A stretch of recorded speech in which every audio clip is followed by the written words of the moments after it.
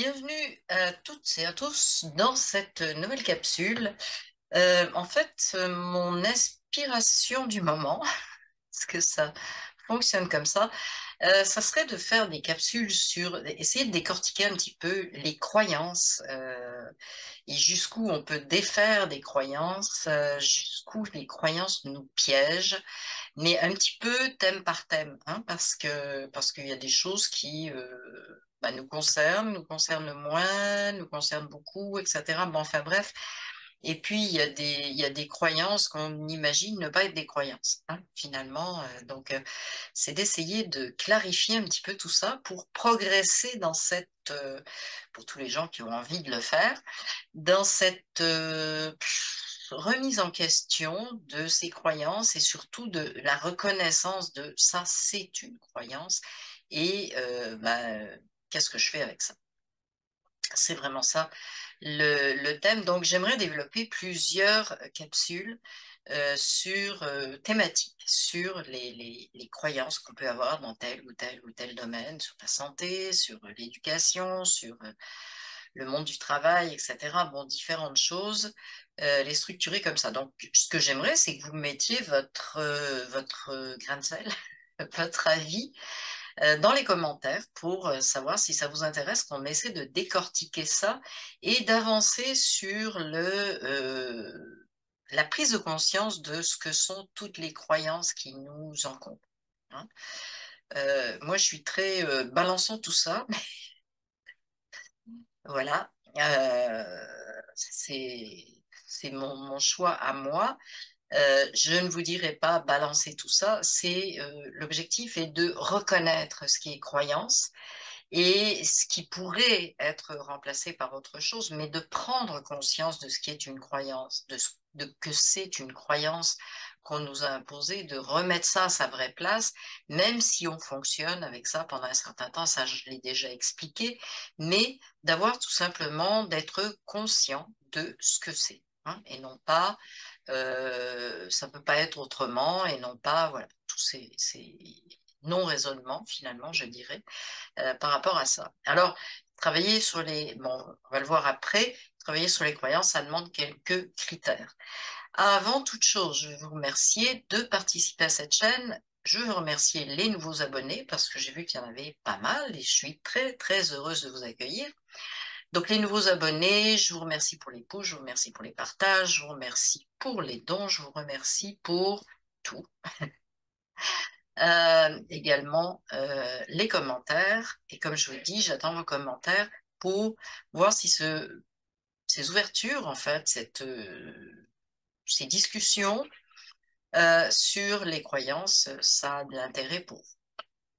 Voilà le décor planté. Donc, la première croyance que je voudrais aborder aujourd'hui, c'est une croyance qui me tient à cœur, c'est cette séparation. Pourquoi ça me tient à cœur? Parce qu'on n'arrête pas de parler de oui, mais on veut nous diviser, etc. Et puis, plus je regarde ça et plus je me dis, mais on est nous-mêmes divisés. Je veux faire une parenthèse sur le travail sur les croyances. Euh, le travail qu'on fait vis-à-vis de nos croyances par rapport à ce qu'on a accepté, pas accepté, etc. En fait, c'est un travail qui mélange le côté réflexion, c'est-à-dire que si vous pensez qu'il ne faut pas se servir du mental, ça va être difficile de battre ces croyances, de les replacer là où elles doivent être, parce que ça a été imposé au niveau du mental et que le questionnement de est-ce que, on tombe dans le mental. Après, on utilise cet outil, hein, l'outil de l'intellect, du mental, etc., qui est un outil, qui est à notre disposition. Faut pas non plus tout jeter et puis dire ah ben non, mais non, non, tout ça, c'est pas, j'entends déjà, c'est pas spirituel. On nous a mis ces outils-là entre les mains. Alors je reviens donc sur cette séparation et sur cette division qu'on voit partout. Et pourquoi, à mon sens, on voit partout cette division, on dit oui, on nous divise, etc. Faut pas oublier quand même que ce qu'on voit, c'est le miroir de ce qu'on est à l'intérieur. Il faut jamais oublier ça. L'effet miroir, c'est important, c'est un gros outil de travail. Donc, on constate de plus en plus ces divisions, on constate de plus en plus que on veut nous diviser, mais on nous a divisés, c'est-à-dire que nous avons, au niveau de nos croyances, accepté un certain nombre de divisions, de séparation à l'intérieur de nous. Et pour moi, la plus évidente, c'est la séparation, on va dire, corps-esprit, matériel, spirituel, physique, spirituel. Il y a une séparation à ce niveau-là qui est très évidente. Bon, on ne fera pas l'histoire des religions, etc. Les moments où on va pratiquer tel machin ou telle prière ou je sais pas quoi, puis les moments où on va critiquer son voisin. Euh, c'est hein, c'est ça les sorties de... j'ai connu ça quand j'étais jeune, hein, les parvis d'église, c'est absolument extraordinaire. Donc, en fait, on a été élevé dans cette séparation. Il y a des moments où ben, on se consacre à ce qui est spirituel, là, puis on s'occupe pas du reste. Hein, puis il faut pas avoir de tentation. Le mot est génial. Pas de tentation, de choses comme ça. Et la religion également a créé cette... ben, la religion, oui, les religions, je mets vraiment ça, ont créé cette séparation en diabolisant tout ce qui est le corps physique. Or, tout le monde reconnaît, on va revenir à la base et à l'essentiel, que nous sommes une âme incarnée. Donc, comment on peut être séparé? C'est vraiment une question basique pour moi. Comment on peut être séparé si on est une âme, une partie, on peut dire esprit, spirituel, prenez-la comme vous voulez. Moi, je préfère esprit, je préfère conscience, incarné dans un corps physique. Et pourquoi incarné?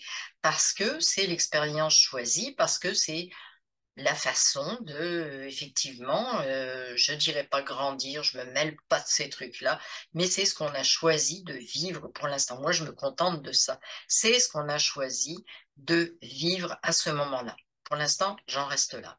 Ça ne veut pas dire qu'on ne développera pas plus tard, mais je pense qu'il ne faut pas tout confondre. Et justement, tout confondre, ça nous amène à des choses pas claires. Donc, tout le monde reconnaît qu'on est une conscience incarnée, c'est-à-dire qui est venue dans un corps qui est physique, hein, qui a des pieds, des bras, des yeux, des organes à l'intérieur, tout un tas de cellules, des milliards de cellules, etc. Un système extrêmement complexe. Donc, il n'y a pas de séparation. Et ça, c'est extrêmement important parce que j'aborderai donc plus tard, je l'ai dit, les croyances au niveau de la santé et comment on peut travailler nos croyances au niveau de la santé si on est persuadé qu'on est séparé. C'est-à-dire que d'un côté, on a un corps physique, ce que la médecine considère actuellement comme tel, et que de l'autre côté, il y a le spirituel et que les deux ne se mélangent pas. Et le hiatus qu'on a actuellement dans les soins, bah, il est là. Hein. Il est qu'on n'est plus dans l'unité, on est dans ce côté uniquement mécanique, etc. Bon, enfin bref, ça a beaucoup, beaucoup de conséquences.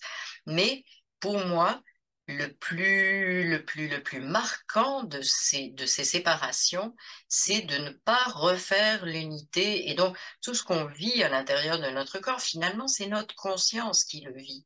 Et plus on va j'allais dire devenir conscient, oui, ressentir, que ce soit au niveau des émotions, que ce soit au niveau de ce qui se passe à l'intérieur de notre corps, même physiologique, etc., eh bien, tout ça, ça fait partie du retour vers la conscience totale de ce choix qu'on a fait de rentrer dans un véhicule physique pour expérimenter bah, la vie telle qu'on a décidé de l'expérimenter. Il peut y avoir d'autres choses à expérimenter, mais pour l'instant, on est là.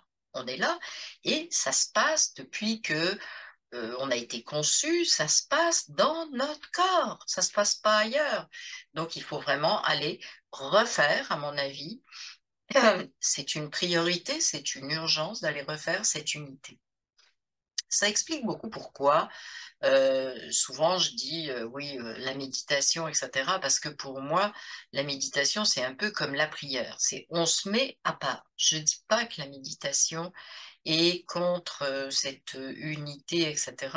Mais je dis qu'il y a beaucoup de confusion, entre autres quand j'entends les gens dire ah oui, mais je comprends, c'est spirituel. Ben, à partir du moment où on dit c'est spirituel, c'est physique, c'est le monde matériel, c'est le monde spirituel, c'est le monde etc. Dès qu'on fait des séparations et qu'on on n'est plus dans l'unité, on reconnaît nous-mêmes et on crée nous-mêmes consciemment cette séparation de la conscience, de l'esprit avec le corps.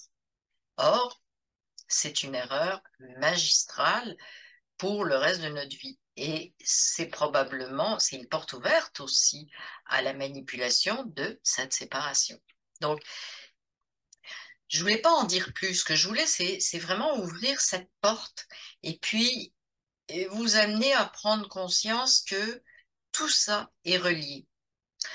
Euh, je vais juste dire un petit mot parce que c'est vrai qu'au niveau spirituel, etc., on a dit, bah, il y a les chakras, il y a le corps machin, le corps truc, le corps mental, émotionnel, etc. Bon, enfin bref, tous les niveaux. Alors, je ne nie pas, je ne nie pas l'existence et le côté pratique de ces distinctions. Sauf que la seule chose que je vais vous dire, c'est que tout ça, c'est en dedans, c'est à l'intérieur. Il n'y a rien à l'extérieur. Il faut se méfier de ça. C'est que bien souvent, on a mis tous ces concepts à l'extérieur. Si je regarde les schémas, c'est, ben, il y a le corps physique, puis autour, c'est-à-dire à l'extérieur, il y a le corps, je ne sais plus lesquels en tout cas, ils sont autour. Hein. Ça veut pas dire, ça veut dire que autour, c'est pas en dedans. Et je pense que tout, tout est à l'intérieur de nous et ça communique avec le tout, ça communique avec la conscience globale. Ça, je suis entièrement d'accord. Mais il faut tout réintégrer et comprendre que on est, en fait, quelque part, on est un univers à nous, chacun d'entre nous est un univers et une partie de cette conscience est l'univers lui-même. On communique, mais on l'exprime à travers ce corps qu'on ne peut surtout pas mettre de côté et qui est notre outil pour comprendre, euh, bah, ce qu'est la conscience, ce qu'est cette densification, ce choix qu'on a fait d'expérimenter une certaine densité. Donc, c'est à travers la conscience et l'esprit qui sont tous les deux au même endroit. J'en ai un peu ras-le-bol que ça soit dispersé. Voilà ce que je voulais vous dire pour aujourd'hui. C'est pas, ça sera pas très long. Et puis, encore une fois, si vous voulez qu'on continue un petit peu à décortiquer les croyances qu'on peut avoir dans des domaines plus précis, à ce moment-là, ben, je vais continuer là-dessus parce que je pense que c'est important. Je pense que notre gros bug, c'est le vécu avec, de vivre avec des croyances, avec tout un tas de croyances limitantes, mais vraiment extrêmement limitantes. Ça fait même pitié de voir à quel point c'est limitant, à quel point on ne se permet pas de dépasser les barrières, à quel point on les accepte. Donc, si vous voulez suggérer des thèmes, si vous êtes d'accord avec le fait qu'on s'attaque à ce système de croyances qui nous, à mon sens, nous empoisonne complètement, eh bien, vous pouvez laisser ça en commentaire en dessous. Et puis, en dessous de la vidéo, je remets les liens habituels, les liens pour les dons, donc maintenant qui passent par PayPal, les liens pour la formation de guérisseurs spirituels, et puis les autres liens de mes chaînes Telegram, de VK, etc., sur lesquels vous allez pouvoir trouver un certain nombre de publications. Je vous remercie et je vous dis à la prochaine capsule Red Pill, puisque pour l'instant, c'est ce que je fais, c'est ce qui me paraît le plus adapté actuellement. Merci et à la prochaine.